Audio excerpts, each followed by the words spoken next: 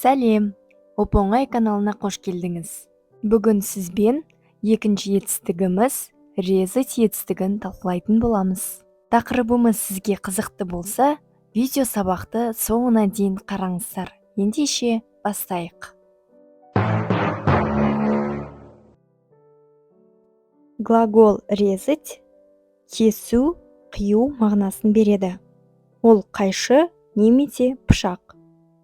Резать етістігіне в приставкасын қосатын болсақ, врезать немесе врезать болып шығады. Әр етістіктің екі формасы бар, оны білетін шығармыз. SV немесе NSV. Енді біз екі формасын талқылаймыз. Сол жақта NSV, оң жақта SV. Сол жақтан бастайық. Врезать. Бұл жерде екпін екінші буынға түсіп тұр. Ударение. Врезать. Сондықтан да бұл NSV, ал оң жақта SV. Ол жерде екпін бірінші буынға түсіп тұр. Врезать. Енді бұл етістіктің не мағына беретінін талқылайық. Бірінші беретін мағынасы бұл қандай да бір құралдың көмегімен бір нәрсені бір жаққа орнату. Мысалы, мастер врезал замок. Шебер құлыпты орнатты. Яғни бір нәрсені кесу арқылы немесе тесу арқылы құлыпты орнатты. Мастер врезал замок.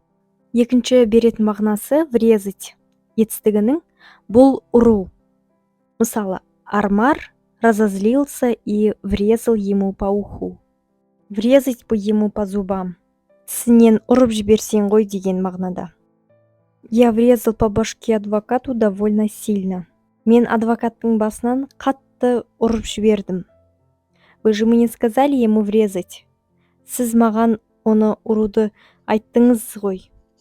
Тағы бір ескере кететіні, мысалы, что ты делаешь? Я врезаю замок. Мен құлыпты орнатып жатырмын. Яғни NSV бұл дәл қазіргі болып жатқан процесті білдіреді. Немесе, что ты сделал? Я врезал замок. Мен замокты орнаттым. Бұл жерде екпініміз бірінші буынға түсіп тұр. Врезал. Сондықтан да ол SV. Ол уже болып кеткен процесті білдіреді. Енді осы етістікке ся қосымшасын қосатын болсақ, соңына бұл да басқа мағынаны береді. Біріншісі бұл бірінші мағынасы беретін, бұл есте сақтап қалу.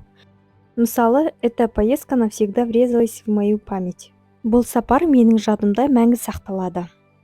Бірінші беретін мағынасы есте сақтап қалу болса, екінші беретін мағынасы бұл кіріп кету немесе соғылу. Мысалы, самолет врезался в дом.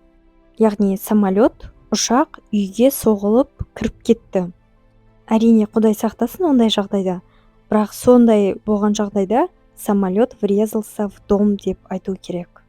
Тағы бір мысал. Мальчик бежал домой и случайно врезался в девочку, которая шла навстречу. Бала үйге қарай жүгіріп бара жатқанда алдынан қарсы келе жатқан қызға соғылды. Сонда врезаться етістігі соғылу мағынасын білдіреді.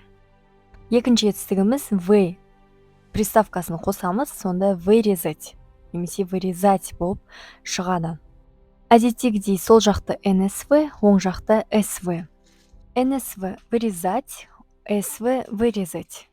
Бұл глаголымыз үш түрлі мағынаны береді. Біріншісі бұл сделать фигуру. Қолыңызда мысалы қағаз бар делік, ақ парақ бар делік. Сіз одан қайшының көмегімен домалақ фигура жасап, соны кесіп алдыңыз. Бұл бізде бірінші беретін мағынасы. Немесе ағаштан сіз фигура жасайсыз, оны да мысалы вырезать фигуру из дерева деп айтуыңызға болады.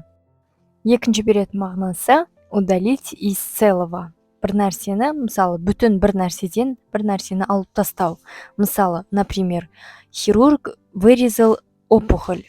Хирург ісікті кесіп тастады, алып тастады. Бұл артық нәрсені кесіп алып тастау. Үшінші мағынасы убивать. Яғни өлтірілген адамдардың саны көп болса, онда вырезать деп айтуға болады. Бандиты вырезали его семью. Тағы бір мысал, қолымда алма тұр. Мен алманың ортасындағы сүйегін алып тастайын деп тұрмын. Онда мен қалай айтамын? Вырезаю эту часть. Бұл жерде ударение аға түсіп тұр, яғни вырезаю эту часть. Осы бөлігін, мына бөлікті кесіп жатырмын. Екпін аға түскендіктен бұл НСВ болып табылады. Вырезать картинку из журнала. Журналдан суретті кесіп алу. Мальчик вырезал фотографию робота из книги. Бала кітаптағы роботтың суретін кесіп алды. Вырезал сам себе аппендицит. Соқыр ішекті өзі кесіп тастады. Попросим его вырезать буквы из плотной бумаги. Он хотел отомстить, поэтому вырезал всю его семью. Бандиты вырезали его семью. Келесі етістігіміз бұл зарезать. Бұл өте қорқынышты етістіктің бірі. Қорқынышты дегенде қалай? Енді өмірде қолданбайсыздар деген үміттемін. Бұл етістік өлтіру, пышақтап өлтіру, немесе қандай да бір лезвие болсын, пышақ болсын, қайшы болсын, сондай затпен кесіп өлтіру. Бұл тек қана СВ формасы ғана бар. НСВ формасы жоқ. Былайша айтқанда бұл сою. Мысалы, тауықты сою, немесе құрбандыққа шалатын кезде, мысалы, қойды сою, сондай сою деген мағынаны білдіреді. Енді вырезать пен зарезаттың айырмашылығы, зарезать бұл, мысалы, бір нәрсені, бір тауықты ғана өлтіруге болады, союға болады. Ал вырезать бұл көп болса, онда вырезать деп айтуға болады. Зарезать человека. Адамды пышақтау. Зарезать курицу. Тауықты өлтіру. Хозяева зарезали корову и продали мясо.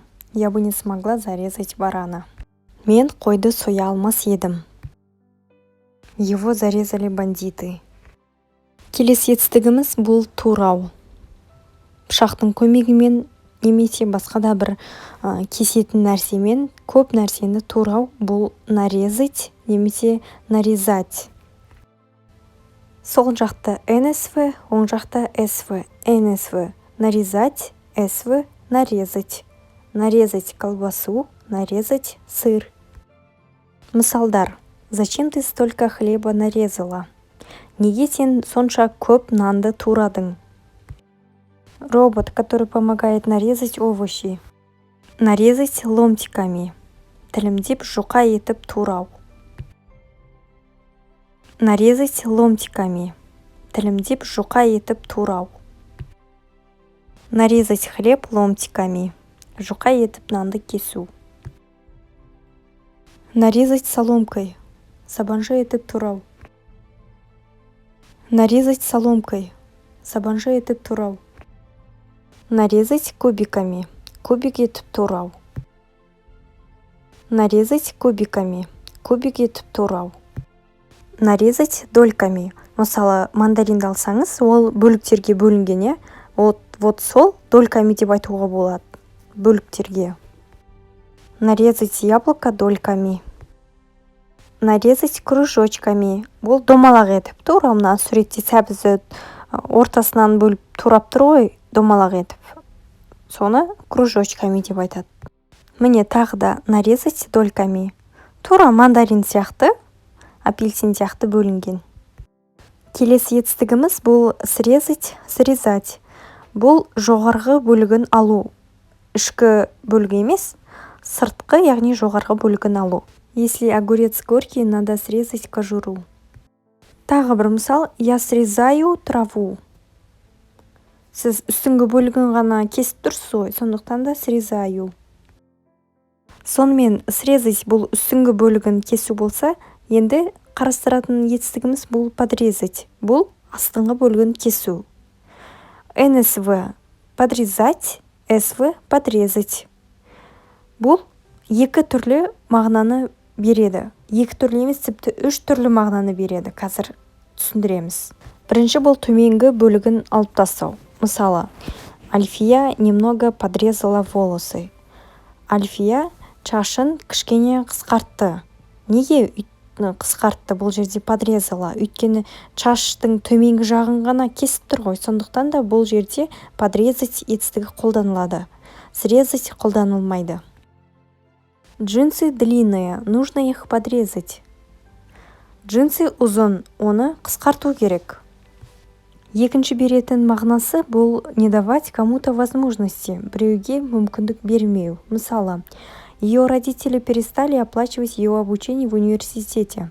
Они подрезали ее крылья. Оның ата-анасы университеттегі оқудың ақшасын төлемей қойды. Олар оның қанатын кесті.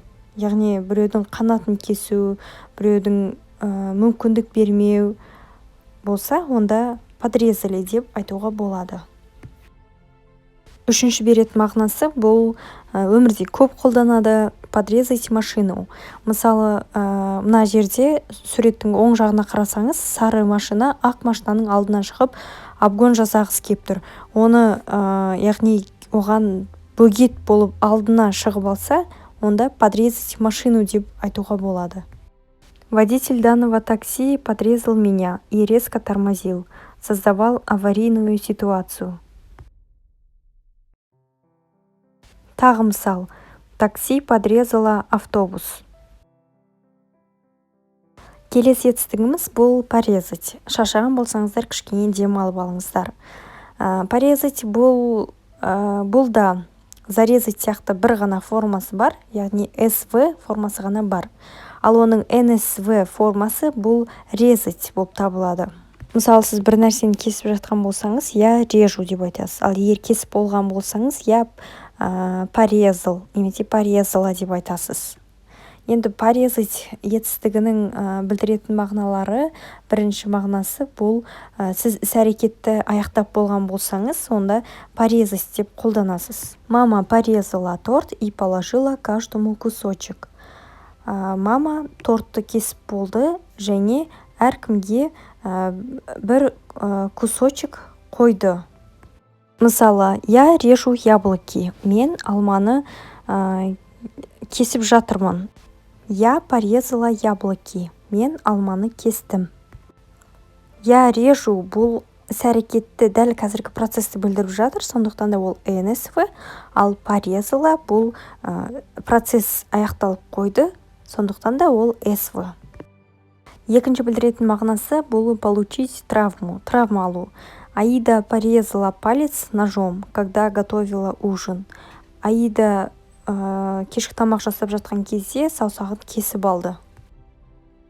Үшінші білдіретін мағынасы бұл да бәрін немесе көбісін сою. Фермер порезал баранов.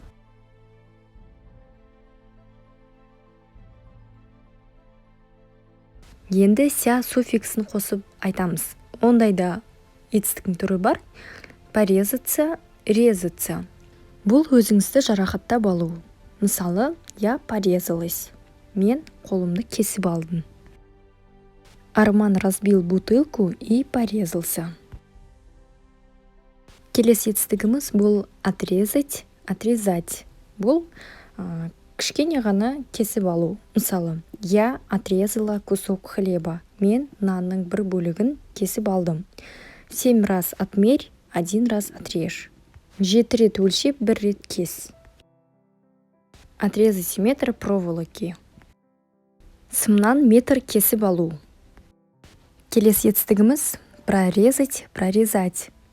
Бірінші мағынасы қандайда құралмен ою тесу. Мысалы, прорезать дыру. Вчера я купила брюки, но карманы оказались зашиты. Пришла домой и прорезала их. Кеше мен шалбар сатып алдым, бірақ қалтасы тігілген болып шықты. Үйге келдім және қалталарын тестім. Лоб прорезан морщинами. Нужно прорезать дыру в этой двери, чтобы моя кошка могла проходить, когда дверь закрыта. Енді прорезать етістігіне ся суффиксін қосамыз. Сонда прорезаться, прорезаться. Бұл пайда болу. Мысалы, у сына прорезался зуб. Баламда тіс пайда болды. Яғни кішкентай балада тіс шығады ғой, сол тіс шыққан кезде зуб прорезался деп айту керек. Прорезался первый луч солнца. У ребенка прорезались зубы. У него прорезался голос. Оның даусы пайда болды. Зубы полностью скрыты под десной, но не могут прорезаться. Младенцы не рождаются зубами, но через несколько месяцев зубы начинают прорезаться через ткани десен. Келесі етістігіміз разрезать, разрезать. Бұл жерде маңыздысы сан, қанша бөлікке бөлінетін саны. Продавец разрезает арбузы и показывает покупателям. Разрежь яблоко пополам. Алманы ортасынан бөл. Немесе кес. Я буду разливать гостям чай, а ты в это время аккуратно разрежь торт. Возьмите лист бумаги и разрежьте его на 4 части. Тағы мысалдар. Разрезать рыбу, разрезать курицу, разрезать коробку, разрезать торт. Біз жаңа айтып өткен срезать етістігіне тағы тоқталамыз. Бірінші мағынасын біз атап өттік, яғни жоғарғы бөлігін алу. Енді тағы бір мағынасын қазір қарастырамыз. Преподаватель срезал меня на экзамене. Яғни құлату.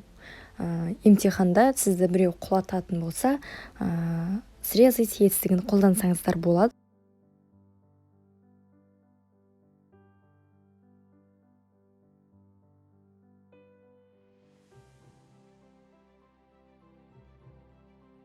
Және соңғы етістігіміз бұл урезать, урезать. Қысқарту, азайту, кесіп қысқарту. Ты не можешь урезать мне зарплату. Сен жалақымды қысқарта алмайсың. Нам нужно урезать все расходы. Я просто рада, что они не урезали зарплату. Енді сіздермен жаттығу жасаймыз. Қазір дайын болсаңыздар, сіздерге мысалдар беріледі, паузаны басып, дұрыс жауабын дәптерге жазыңыздар. Содан кейін мен сіздерге дұрыс жауабын беремін, қаншалықты сабақты меңгергендеріңізді бағалайсыздар. Ендеше паузаны басыңыздар.